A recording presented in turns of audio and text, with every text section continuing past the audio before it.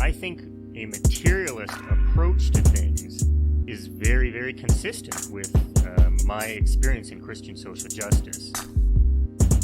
I feel like the deeper I get into anarchist practice, the deeper my faith is getting at the same time. I would hope that, securing means of life for all would be something all people of faith would say, oh yes, that's at the basis of what we believe. And those who are most marginalized know the most about the true, the good, and the beautiful.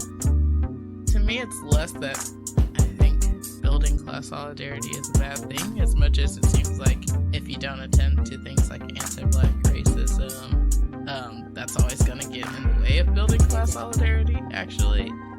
And when you go back, you find that a lot of revolutionary grassroots participatory movements, the precursors to what you could call the barrio assemblies and these grassroots neighborhood organizations, a lot of these were sponsored by the church. What does it mean to say that the Christian tradition is internally contradictory and there are antagonisms there and you're always being faithful to some aspects and betraying other aspects? Welcome to the Magnificast, a podcast about Christianity and leftist politics. I'm Matt Bernico, the liberal co-host of the show, just ready to give you all of the straight facts about Joseph Gordon Biden and how good he is. That's right. And I'm Dean Detloff. I'm the guest they didn't even know they were booking, the wild left-wing shock jock here to tell you all about the insurrection that's going on down on Capitol Hill. And I'm going to turn this interview back on you, Matt. Thank you. Thank you so much for coming on the show. Thanks for having me. All right, folks. It's been a wild week. It's been an absolute shit show. What can you even do in the face of a weird attempted coup, insurrection, whatever people are calling it these days? It's hard to tell. In this episode, we're going to take a look at just what happened in this big insurrection on the Capitol. But we're actually going to zero in on some of the religious elements of the story. I think a lot of folks have already started doing this, but we're going to do it better because we're very good at it. It's really hard to understand. I mean, like the current organization and mobilization of all these various right-wing forces that showed up at the Capitol on Wednesday from this past week without understanding the ways that Christianity is deeply twisted up alongside the reactionary politics that are taking place there. You got people with in Michigan, you have this giant cross being erected outside of the Michigan State House. You've got big Jesus signs out in front of the Capitol. A lot of Jesus stuff going on here, and only your friends Matt and Dean can make sense of it. So I'll say this though. Yeah, please. One very important asterisk. One other friend, Damon Garcia, who we recently had on the show to talk about his great YouTube channel, he made a fantastic little video also sorting all this stuff out that's 15 minutes long on YouTube. So you should for sure check that one out. Yeah, absolutely. Get on YouTube, watch Damon's video. It's really cool. So anyways, all this stuff is happening at the Capitol, and it didn't just come out of nowhere. I mean, obviously, if you're listening to our show before, you know that that Christianity has been, a constant source of energy for right-wing politics. The right-wing politics has sort of grasped onto that Christian social network of churches, that's for sure, and also all of its, all of its media organs as well. We'll talk about that a little bit later on.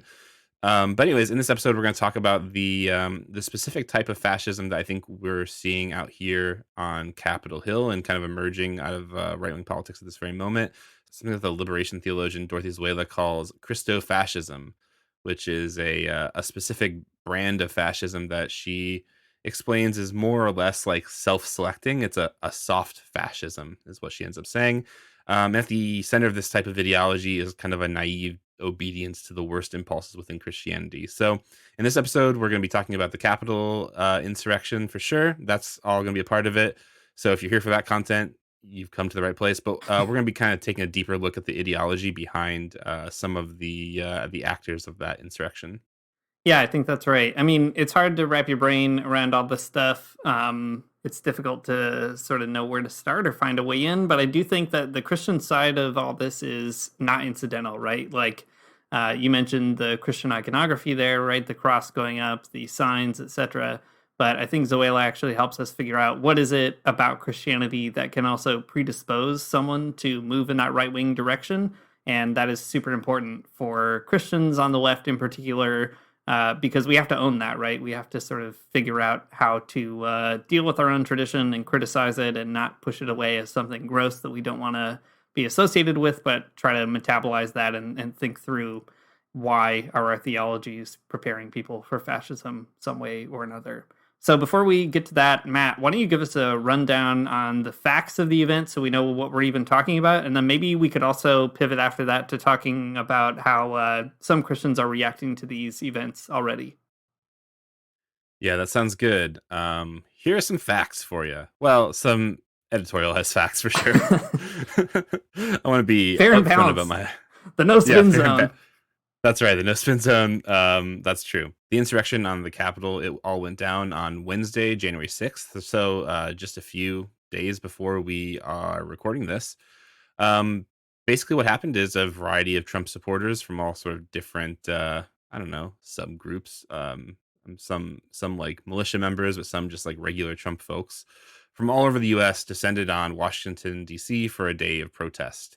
The Trump supporters gathered at the Capitol building in an obviously orchestrated event to disrupt the confirmation of the results of November's election, because that's what was happening on the inside of the building, if you'll recall.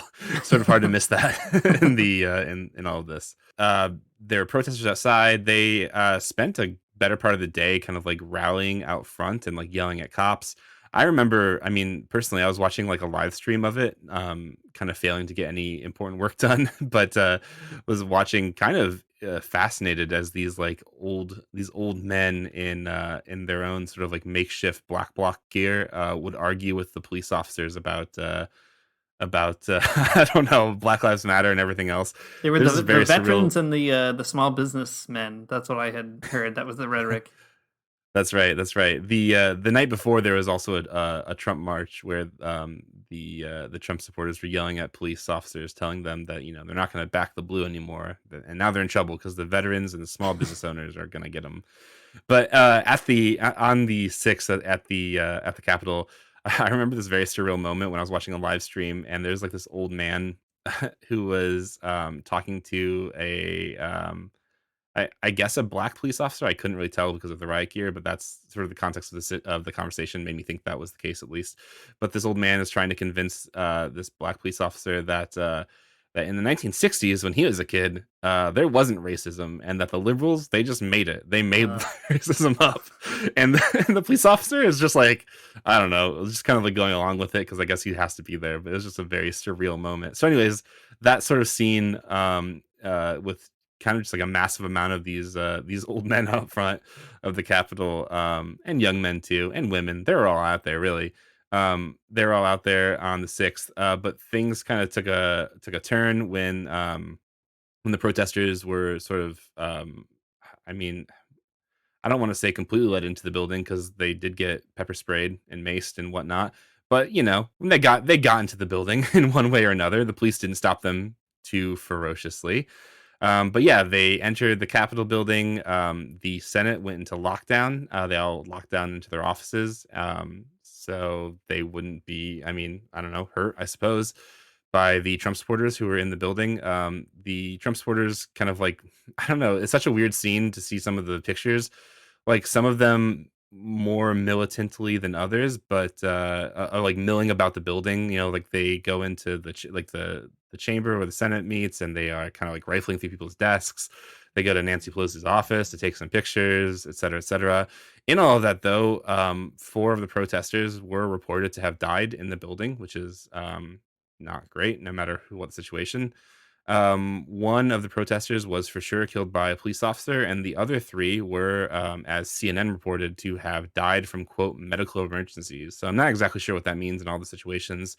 The one story that CNN did highlight explained that one person died of sort of like a heart attack or having high blood pressure, which is kind of tragic. Yeah, it is. It's bad. People dying. We're some crazy left-wing communists, but it's not great when people die. I don't like it. Anyways, as the day wore on, the riot police showed up, and other like more militarized people like the National Guard showed up, FBI, I think, was there too. It's hard to say exactly. I don't know. All of these different sort of militarized police forces, though, they did show up on the Capitol building and they forced all of the protesters out. They did a sweep. And I think most of the protesters were out kind of later in the day. A 6 p.m. curfew was put into effect, so everyone had to go back to their hotel rooms. It's probably important to say too that almost all of these protesters are not people that live in Washington D.C. That they're people who did get bussed in for this specific event, or they drove in, whatever. I want to pull out that bust in line because I remember earlier in the summer, there are people in my life who are definitely conservatives who are very concerned about Black Lives Matter protesters being bussed in, and I do want to just point out that it did happen here. Anyways, all that to say, they all went back to their hotels or whatever that they were staying in. Who knows? If you were watching any of the live streams, you've seen the videos, I think that you just kind of understand how chaotic the scene really was. It's hard to communicate how chaotic it actually was in retrospect. But I think there is an article that does a pretty good job of sort of parsing out exactly all of these different things, how they happened, and like, I don't know, how tense they were and weird they were. So in an article from The Nation, written by Andrew McCormick, the article is called Madness on Capitol Hill. McCormick explains kind of like the vibe of the chaos later in the day. So I'm going to read kind of a longer portion of this article, but I think it's really worth it because it does communicate, I think, just exactly how off the rails things were. So here it is. 30 minutes to curfew, riot police moved to push the crowd back. There were altercations, protesters shoved and hit police, their faces with sweaty rage, but most, it seemed, didn't want to be gassed again, and they fell back. People took parting shots. Pigs, is that what we get for backing the blue? You just lost the only people in this country who stand behind you. You serve Satan. Love it. Fantastic. The article goes on to say, it was growing dark. Park lights along the mall had switched on, illuminating the monuments on the grounds. In the hands of so many retreating protesters, American flags beat in the wind. Atop the Capitol building and now aglow under low-hanging clouds, the same flag flew. This is not America, a woman said to a small group, her voice shaking. She was crying, hysterical. They're shooting at us. They're supposed to shoot Black Lives Matter, but they're shooting the patriots. A man, possibly her husband, comforted her. Don't worry, honey. We showed them today. We showed them what we're all about. I don't want to make light of the situation. It's serious. People died. The fascists mobilized. It's all bad, right? But on the same time, it's an absolute circus. It is a carnival of like the goofiest characters showing up to do the weirdest things. On the one hand, I don't want to downplay the real threat I think that this is to people's lives in a lot of different ways, but it is also impossible not to read this and not to think through the situation without just like, I don't know, seeing how deeply funny it is. Yeah, I mean, but that's the weird thing about it, right? The frightening thing about it is that it is so kind of farcical, I guess, because there's like a seriousness in the dark humor of the whole situation, right? Like, these are a bunch of people who felt that they could storm the Capitol, but didn't expect to be tear gassed, and apparently didn't even know what it means to be tear gassed. Unsurprisingly, right? They deny that any of this ever happens in the first place. So it's fascinating for that reason as well. Just that the humor of it kind of underscores the seriousness of it too. That people are sort of actually willing to throw themselves at the real and be hit by it, and then figure out what to make sense of, or how to make sense of that later on. I think that is a big lesson, at least for these folks, and that's troubling as well, right? Now they actually know what they're dealing with, and it's not just fantasy that you read about on Facebook memes or something like that. Yeah, totally. I mean, it makes you wonder, like, what new ways this might radicalize the folks that were there, right? Like, now they don't even have respect for police or something, and what new things will that urge them to do? Who knows? But it is, darkly funny, I suppose. Yeah. I mean, it's tough. You can pick 1,000 videos and photos that are, I don't know, sincerely very funny, funny in their tragedy, and I think it's okay to sort of find that funny. It's also a way of coping with the damage that something like that does, just to your own psyche to know about. So anyway, that's how I'm giving myself permission maybe to to feel everything about it all at once. I think that's good. Yeah. I mean, it is bizarre. There's lots of takes going around about the events, right? How do you make sense of this event? And I'm sure you've seen them all. You listening at home, right? The liberals have a way of talking about it. Conservatives are already making up all kinds of reasons that you shouldn't worry about this or why it's not really their fault. You know, you have even representatives like Matt Gaetz or, you know, the worst of the worst saying that actually the people who are violent, those were Antifa infiltrating our good, clean movement or whatever. So yeah, let's talk about that really quickly. Yeah, It's really important, actually. So Matt Gaetz is a representative from Florida.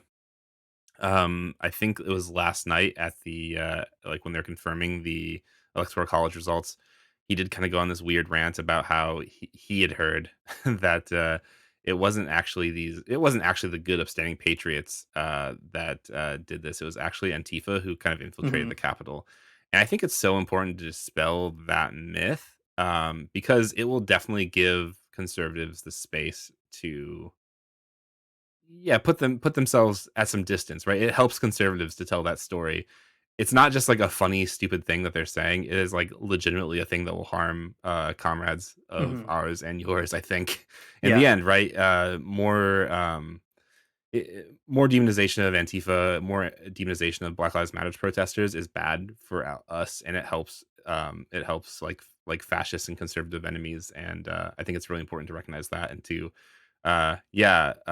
dispossess your Facebook like conservative family about them quickly.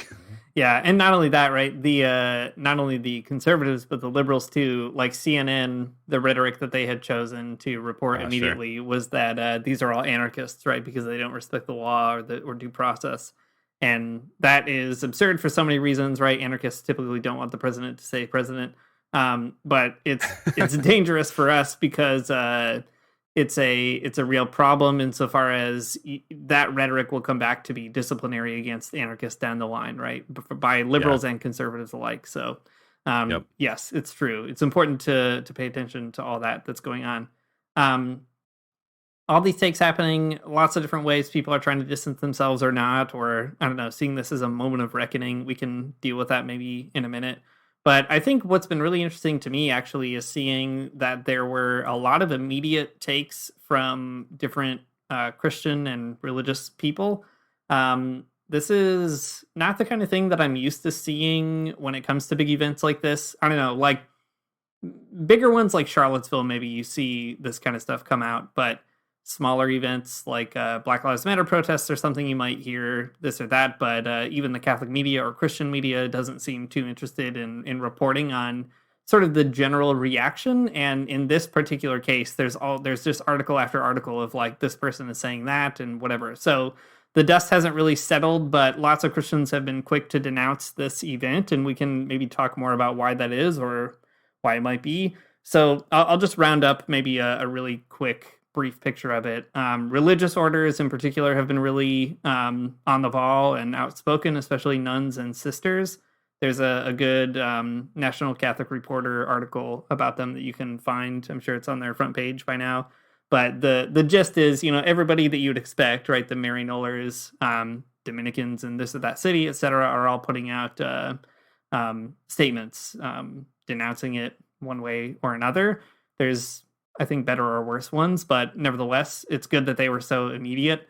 There's also been some Catholic bishops who've been speaking out about it, which is a turn. A lot of Catholic bishops have been pretty reticent. Even progressive ones have been reticent to kind of immediately react, and that is something that they seem to be sort of more outspoken about, pretty unusual.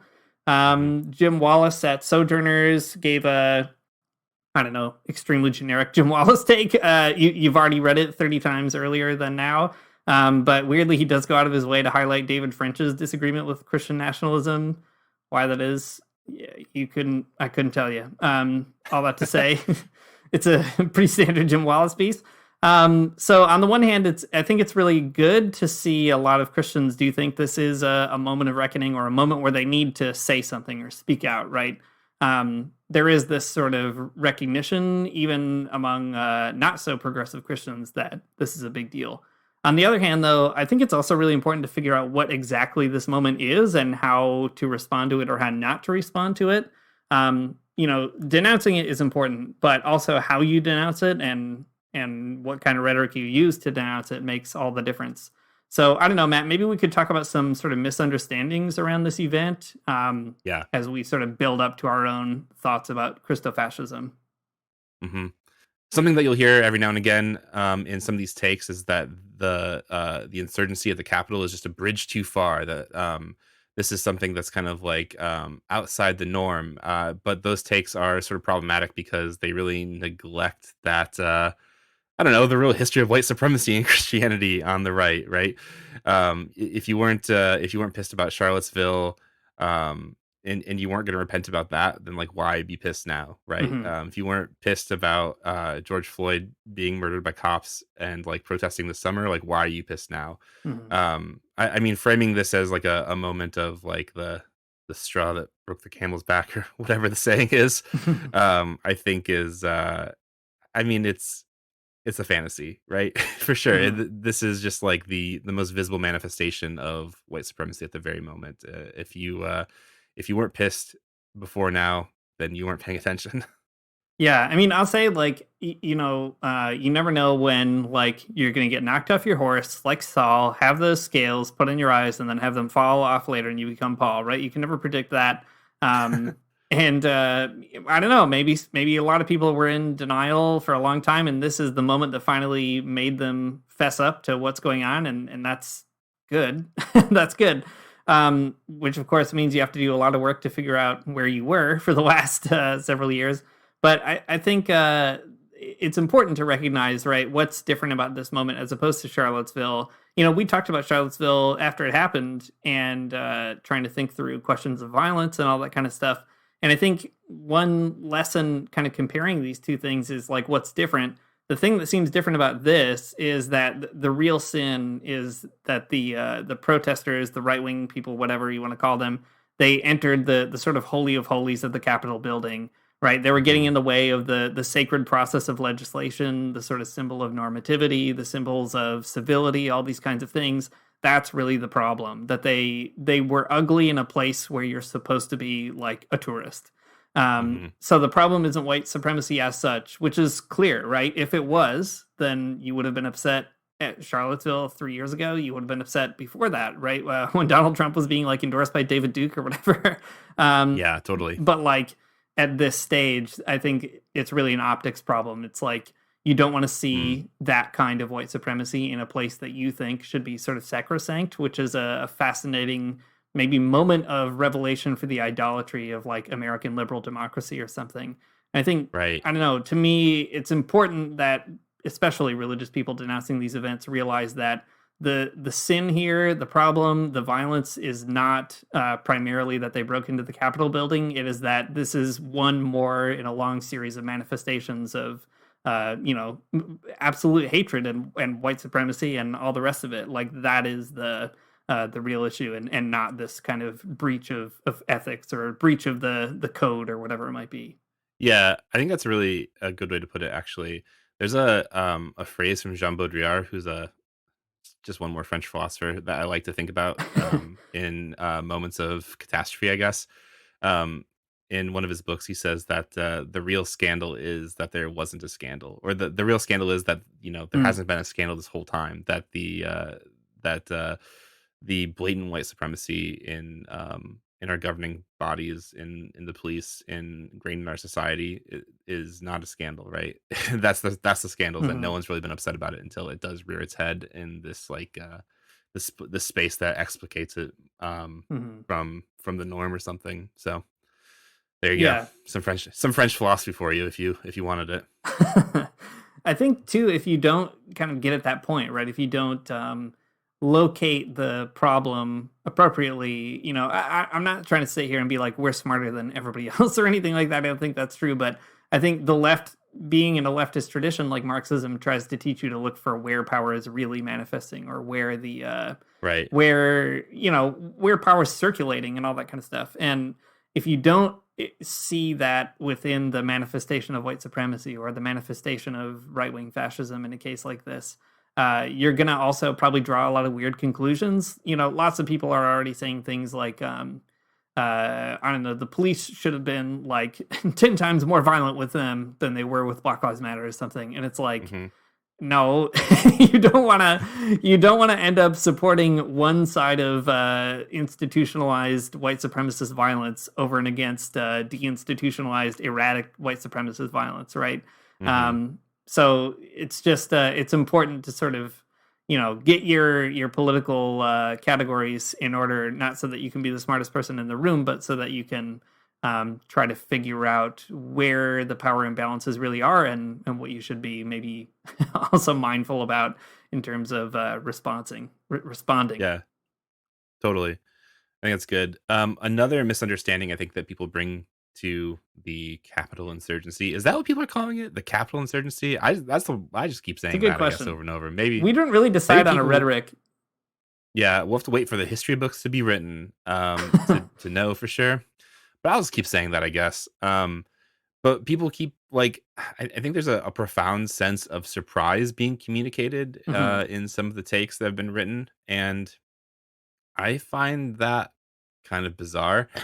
Like, I mean, for the reasons that you just said, right? That white supremacy is always sort of like there for sure, but there's also like a deeper, more obvious way this is just kind of a bizarre take, like the unpredictability of it all, or that this is like something new or unexpected to happen, because like it was planned like pretty thoroughly, publicly even on Instagram, and that seems weird to me.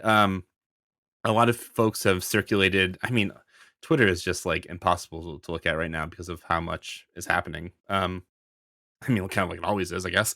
But there are a lot of folks sharing a tweet from the past, from December 21st, where I don't know, some political comms guy was talking about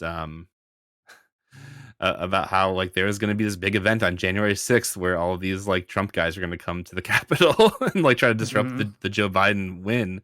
And like that was in December. Like everyone knew this was going to happen. And I don't know. So we can't pretend to be shocked like that we didn't know this, like that nobody knew this was going to occur, right? It was going to, for sure. And in some ways, at least, it seems like the police who were there to kind of handle the situation might have been complicit in it. But that's a conversation for a different time, maybe. Yeah, I think that's right, and it's a good point, right? That people feigning surprise. I don't know. I guess it's that same thing. You haven't been paying attention, or you've been. It's been convenient that you didn't have to, or something. Whatever it might be, but yeah, that's important. I think one other piece to add here, maybe before we start moving on, is there's also a lot of folks who I think have trouble considering like how to characterize the protesters, right? That is always a standard narrative and a standard problem for thinking about Trump supporters in particular. But in this case, there's all kinds of like classist and weird assumptions that get made about these kinds of folks. Whatever, dumb poor people from rural whatever getting bussed into the Capitol, etc.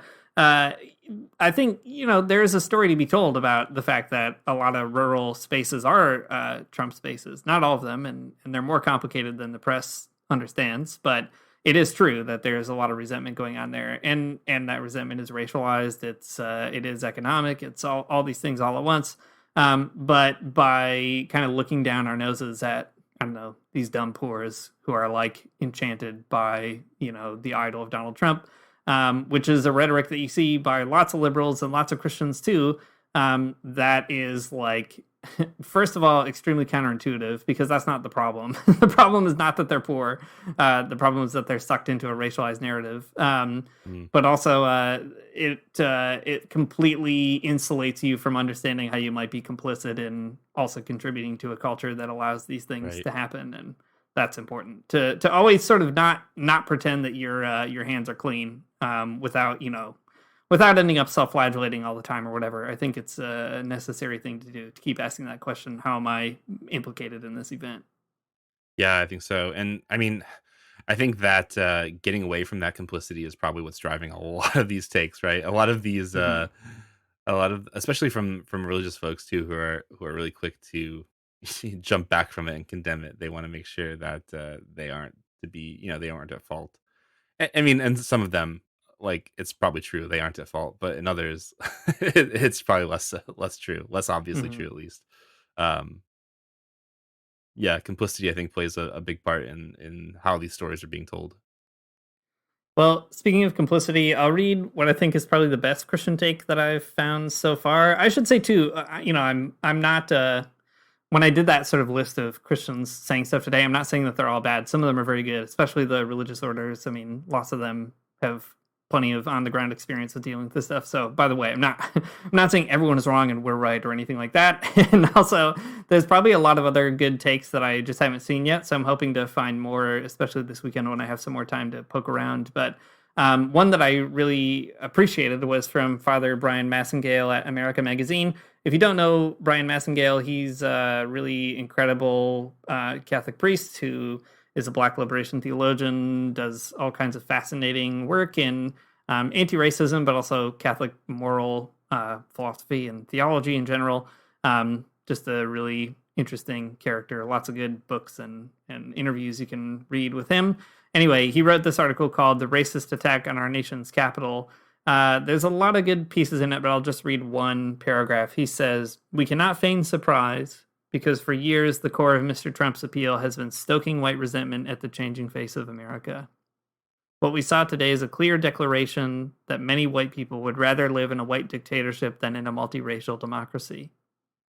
If democracy means sharing power with people of color, especially black people, then they want no part of it. Today is the inevitable consequence of the nation's tolerance of white racism, but Trump is not solely responsible for this debacle."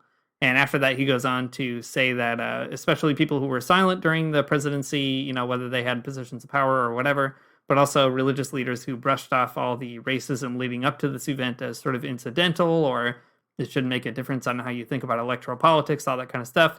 All those people are also complicit. And he sort of ends on an ominous note of saying, we also shouldn't be surprised if we see this again when we don't sort of deal with these problems. Yeah. I mean, it's a profound piece. I encourage people to read it. It's not that long. It's definitely a hot take.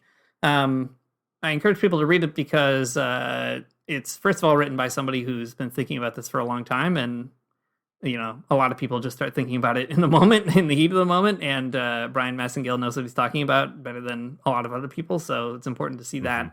But it's also, I think, really significant insofar as it does sort of name the issues at hand, right? Like it names problems of cynicism. It calls out people trying to sort of brush off the racism. Like white supremacy has flashed up, I guess, in a white hot moment several times over Trump's presidency. And every single time that it flashes up, people try to just sort of wait for it to die back down, right? And the fact that this is the big flash up, so close to Trump when Trump's going to be out of office when there's nothing to lose. It's also like the least consequential flash up in that sense. So it's important to draw that continuity narrative out, right? That this is the kind of thing that has been, like it's been stoked for a long, long time, and it's just going to keep on happening if you don't do something about it. So read what at least Brian Massengale has to say. Yeah, it's such a good take. I really appreciate that way of putting it, of recognizing that there's like a network of enabling behind it. It's not just Trump, it's not just the Republicans. I mean, it's also the Democrats, right? But it's also like all of us who are, I don't know, don't have the time to de-radicalize our family and friends too. I mean, there's a real sense in which like there's to escape complicity from this is too much. You can't do it. There's like a larger societal ill that I think this names that's really helpful. In Angela Davis's book, Our Prison's Obsolete, there's a line that I think always kind of rings in my head, annoyingly so, because it's very challenging. But she says, how did we become so well adjusted to injustice? And I think that's a really great question to, ask ourselves as well as our family and our friends and our representatives during this time. Why is it as bad as this? Why, and not just in terms of the Capitol, but like in the everyday life just in everyday life, why is it as bad as it is? Like, why do we let things kind of go on and be the way they are? And I think it's a helpful challenge and one I don't like, but here it is. Yeah, I think that's right.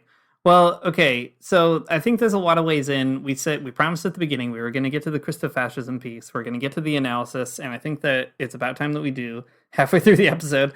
Right after right after a word from these sponsors, you're gonna get it. No. Yeah, exactly. There's a lot of ways into this, and certainly talking about white supremacy is the most significant. I think it's really important to sort that out. We've tried to do that in the past with lots of other people. That's, I think, still the place to start. One other place that I think is really useful, though, is Dorothee Sölle's analysis of what she calls Christofascism. So we've talked about Sölle on the show in the past. Some quick background: she was a German theologian. She did a lot of work in New York City and at Union Seminary, so she was kind of between Germany and the U.S. She was part of global solidarity networks. She was part of Christians for Socialism. She's a socialist Protestant theologian, very attentive to what's going on in the global South. Fascinating character. Wrote a lot of cool poetry. Of Democratic Socialism?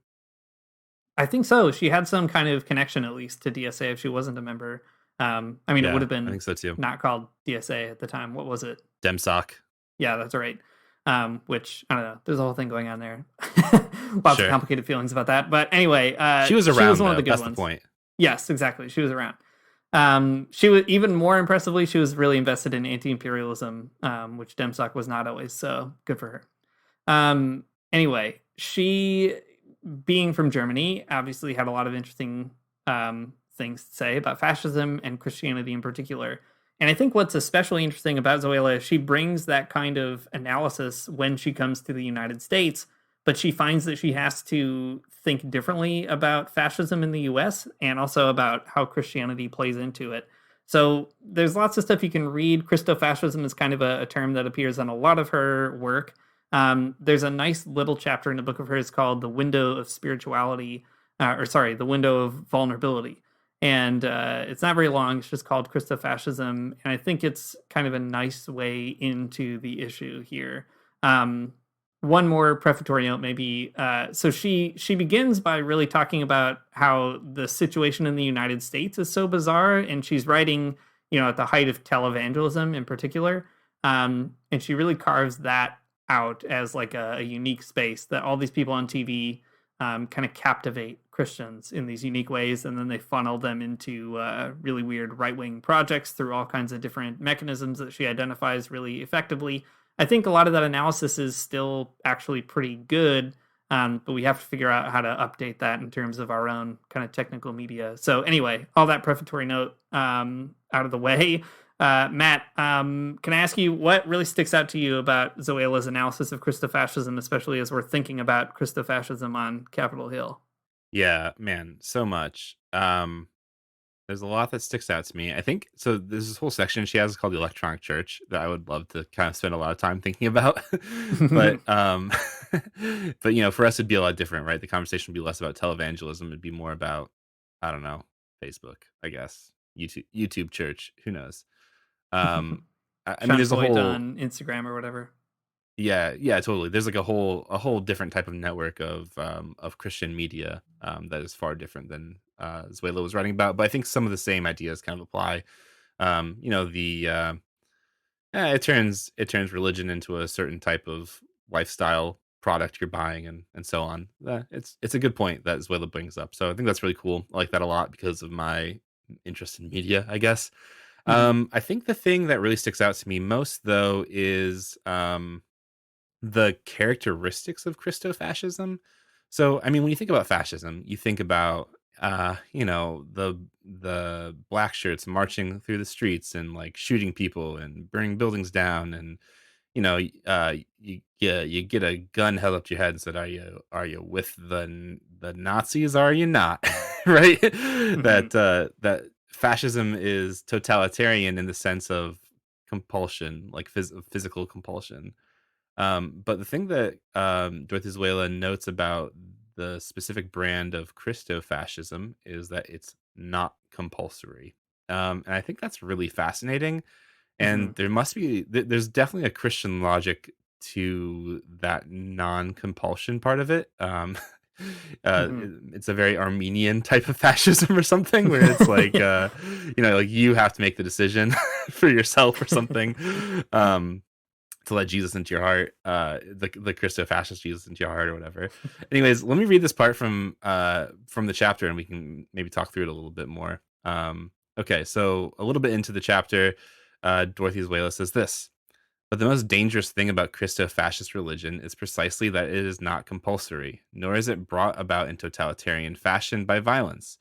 It is a matter of what critical Americans call, quote, soft fascism, chauvinistic nationalism, militarization of one's own land and all its dependent countries, the still unconquered racism that expresses itself also in the reintroduction of capital punishment, the celebration of violence in films to the extent that the victims are described as, quote, communists," sort of a dated thing, but I guess calling people communists is a thing again now. All of these fascist tendencies are not imposed by violence, but instead are freely bought. And one of the essential differences between this and European fascism is, in my judgment, the geopolitical fact that nowadays the concentration camps are not close to Weimar or Munich, but are far away in El Salvador, in the Philippines, in South America, and wherever the great world power permits and encourages torture and murder or has done so in the past. Okay. So there's a lot of stuff going on here for sure. But I guess let me focus it on the compulsion part.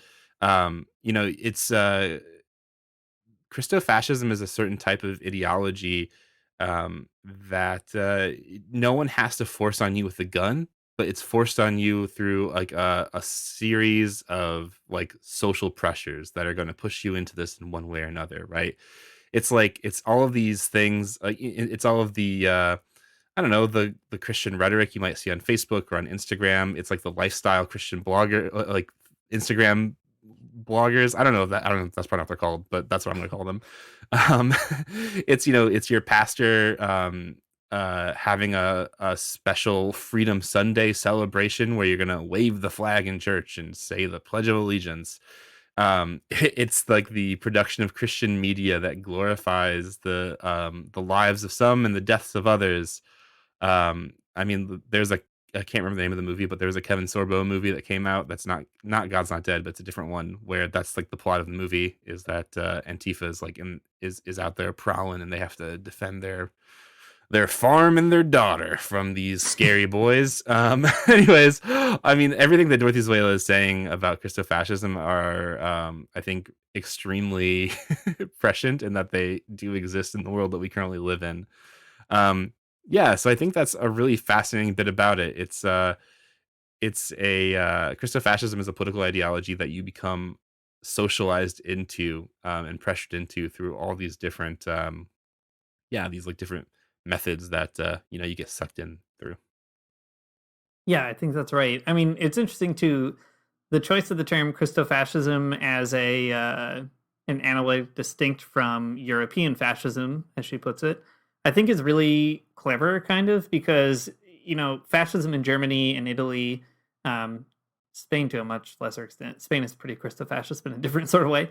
Those sorts of fascisms, I mean, they mobilize lots of Christians. There's a Christian fascist element to them, but they don't they don't rely on your Christian piety necessarily, right? Like you can be a Christian or not, basically. I mean, certainly you can't be a Jew or whatever, but like you don't have to be like a very pious person in order to be like a good Nazi, right? In fact, lots of them are not. Lots of them are, right? Not trying to get the church out of that situation. It was very bad, but I think what's really unique about Zölle's naming of Christofascism is that it necessarily depends on the kinds of I guess like psychotheological habits that can be implanted in you by Christianity specifically.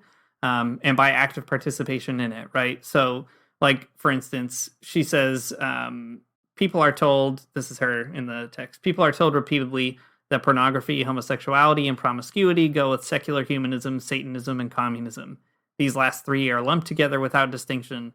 The primitiveness of the argumentation is scandalous. For believers who are dependent on authority and in search of something to hold on to, religion is instrumentalized in order to engender hate, to lead them into battle, into crusades.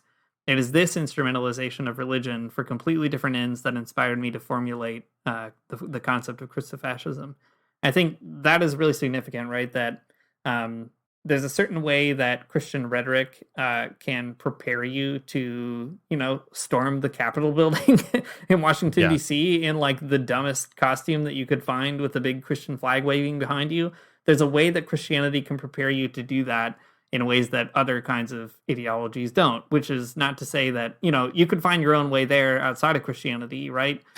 You can find it through whatever, all kinds of stuff, paganism and all the rest of that. But to figure out how Christianity gets you there in particular, I think is really important. And Zoela tries to sort of get our brains moving in that direction. I think, though, we could pick up a little bit more on that self-selecting piece that you were mentioning, Matt, because that pulls us back into a broader conversation even about how Christianity prepares you for that. Just to add one more log to that fire, she says also, in our public discussion, the concept of fascism has been almost completely reduced to totalitarianism, even by the moderate right. All the other essential elements of German fascism in particular, such as its racist mania and its militarism, are dismissed as irrelevant. According to the strange logic of some of our guardians of democracy, President Reagan, because he was democratically elected, simply cannot have any fascist tendencies. I think that is really important, right? And it's one that you see in the United States all the time. But thinking through that self-selecting piece helps us figure out what exactly it is that might be sort of a fascist tendency about both Trump and about the Christian supporters on Capitol Hill. Yeah, I think so. I mean, the self-selecting part of Christofascism, I think, makes it really hard for people who are within it to understand it as such.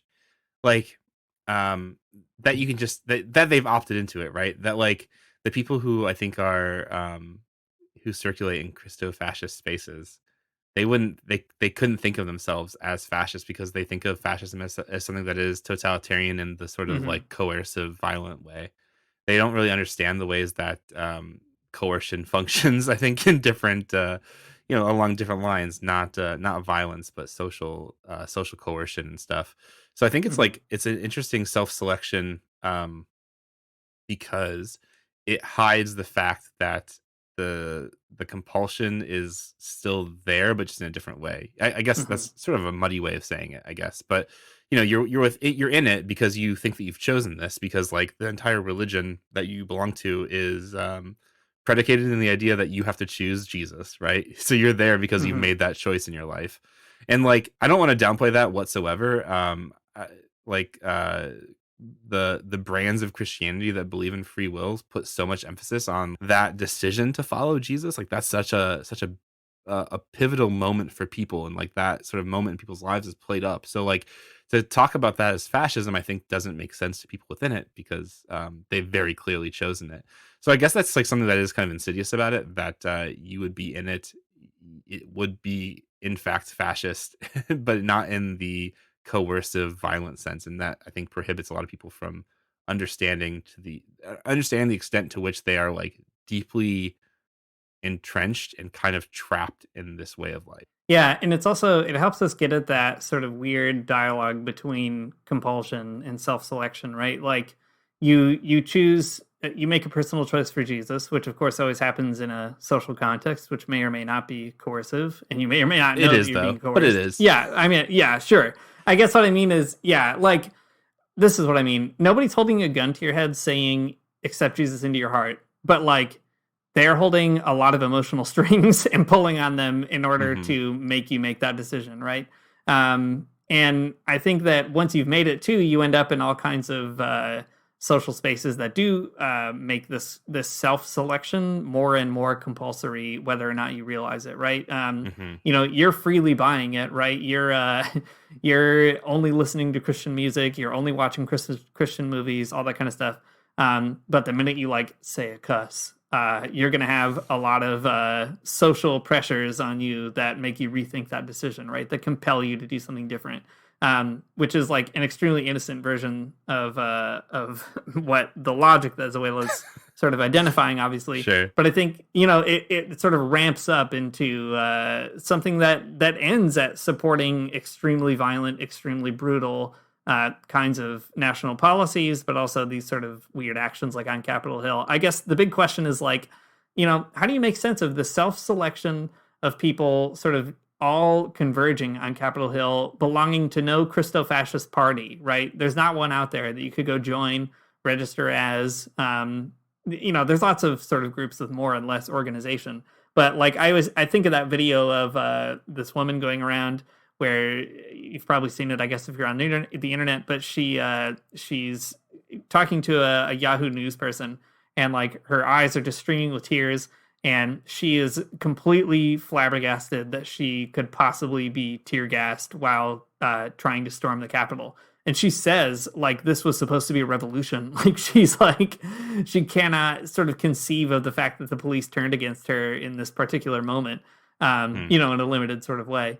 And I think that is such a revealing sort of piece of this, right? You buy into this fantasy so much so that you would actually do something completely bizarre without any assumption that like anything's going to happen. And whether she's a Christian or not, I don't know. But she that's the kind of thing that a Christian can be duped into doing, I guess, with like a completely rosy picture of what's going to happen on the other end.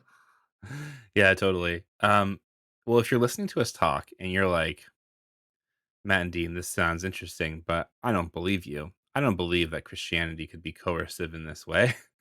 Okay, I'm making up somebody to be mad at in this situation, but say you are that person, you just need to go to a church camp. That's where this all happens, par excellence. You can see the ways that Christofascist logics of self-selecting into but both along incredibly coercive lines. That's where they happen, church camp. Yeah. You'll be there. It'll be a Thursday night. You're gonna go home tomorrow, and it's gonna be great. You'll go back and see your cat or whatever at your house. But before you get there, you have to sit through one more service where you'll hear a really impassioned speaker. The music will swell, and the next thing you know, you and all your friends will be bawling your eyes out, and you'll be down at the front of the room converting your life all the way to Jesus Christ. And next thing you know, you'll be a young Republican and storm the Capitol. So that's how it goes. That's the pipeline. It's true. It's either that or you end up reading Leo Tolstoy and you become a Christian anarchist for a while. Those are the two pathways, the two trees you can follow. I think though, we're getting to the end of the episode here, but I guess I want to sort of draw out one last piece from Zoela's analysis that I think is really good, which is, so I said earlier, she leads up to this analysis by talking about televangelism. The point that she's making there is all these people sit at home, they watch TV, they see a version of Christianity on television that makes all kinds of promises to them, and they want those promises because they have material needs that would be fulfilled by them. So they get caught up in all these cycles of thinking, and there are people in my life who are into this kind of thing. So I'm going to say anecdotally, she's spot on. She got it right. But what's even more troubling is beyond even the televangelism situation, with things like social media, all this stuff is like 1,000 times more insidious than it ever was, even when she was writing. Or I guess it's accelerated, maybe is a way of putting it. You can get on Facebook and start scrolling through, and there's like Franklin Graham telling you, I don't know, that it's going to be a big Jesus moment or something on January 6th. And you don't even have to know what that is, but you're already kind of prepared to see something. And I think that is really significant to sort of think through what is it about the constellation of Christian power that sort of slowly folds you into, I don't know, saying that these people are totally normal, or like saying that it's Antifa has gotten into these bad apples or whatever, have gotten into and spoiled the whole bunch or something. I think that's a real key, right? Trying to think through those new sort of relations between our changing media environment and those weird habits of like Christian obedience, Christian trust. How is all that sort of coming together and collapsing right now? That's going to be the thing to watch in the next 4 years under Joe Biden. Where is all that stuff sort of pushing people? Yeah, I think so. I mean, I don't want to belabor the point any, but I think that media ecology bit is really key to understanding the perpetuation of these ideologies and for the long term. I think I don't know, think about it this way, I guess. Like if you were going to be a really good upstanding person and try to talk to a conservative or right-wing family member about whatever's happening, in the world, right? And you might have a very good conversation with them, and you think that you get somewhere. But like the second they leave you, which and they look at their phone, they look on Facebook, they look on Instagram, they look at Twitter, all of a sudden like they'll be bombarded with the absolute opposite takes of what you just said, right? Mhm. And the that small space, that small like progress you might have made with them will be undone because of just like the cacophony of these talking points to be in their face. The the onslaught of this type of messaging on people is something that is like impossible to really overcome if they are committed Mhm. to like using these platforms. I think it's a very hard thing to like really get around. So I Mhm. don't know. I don't know what to do about it, but all I'm trying to say is that it'll be interesting to see where these like ideologies push people, but it's like it ends up being, I mean, without real organizing, like a real big effort to, Mhm. I think, like engage with people and actively de-radicalize them, I think that things will only become more tense and probably worse from here on out. Yeah, I mean, that's what I was gonna say too as sort of an end, I guess, is I don't know, personal family relationships are always complicated, and I never wanna give anybody advice about that because Yeah, absolutely. good luck. Yeah, I haven't figured it out, so let me know if you do. But when it comes to things like how do you combat these issues in the world or whatever, I think the liberal response is to say, well, if you just have the sort of unforced force of the better argument, eventually Yeah. your opponent is going to submit. Or like if we just sort of strengthen our civil institutions, or if we put our hope in the police and make them arrest the right people, or all that kind of stuff, will all come out on the other side. I think the left knows that all these things are things that have been tried 100 times, and there's nothing stopping anyone from doing it now. So there must be a good reason why they're not. And I think you just said like it takes a massive organizing effort. I guess maybe the summary of my entire political view is like organize and repent at the same time, right? Like you have to sort of really organize people to make them understand what solidarity looks like and how to wish for a better world, and you have to organize people you don't like and all that kind of stuff. That's the hardest piece. The other is repenting in terms of trying to figure out where you're still complicit in things like white supremacy and where you're still sort of feeding into this stuff or reproducing it or whatever. There's a kind of dialectical relationship between self-reflection and political work that I think Christianity and the left are both trying to get people to think about all the time, but easier said than done. All that to say, what happened on Capitol Hill is not going to be the last time that anything like that happens. And the only way to get rid of it is to sort of put in for the long haul, I guess. Increase union Yeah. density, get out there and put all your chips on Black Lives Matter, all those social movements, etc. I think that's the only way out. Yeah, I think you're right. Wow, that was easy.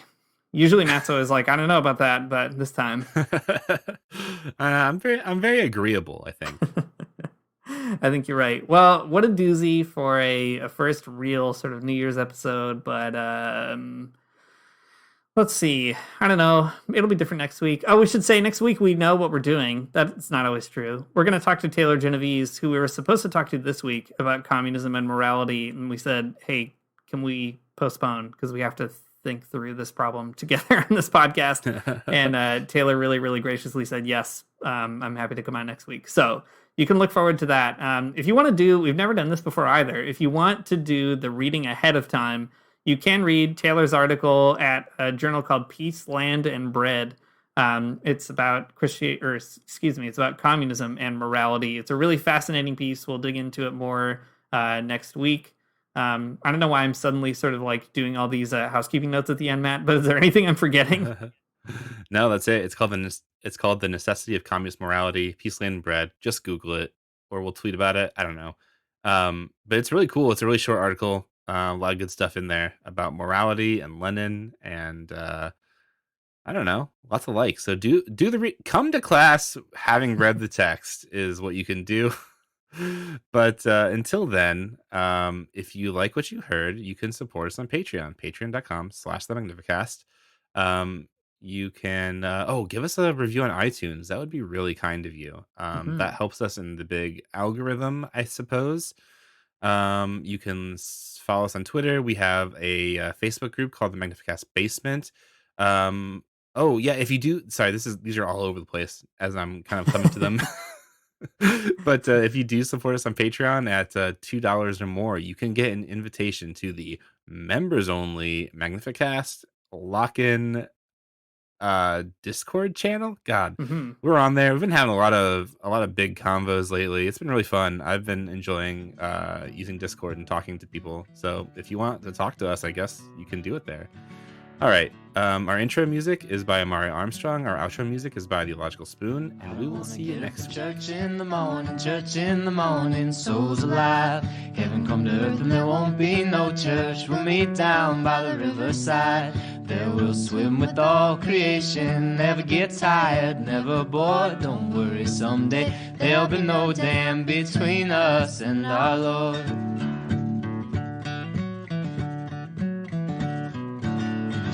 Jackson, keep your hoods up. Well, keep your hoods up and you stay up late. In Jackson, you keep your hoods up. Well, you keep your hoods up and you stay up late. Oh, don't mind a cold night, but we might mind if you leave too soon. So come on now, it's still early.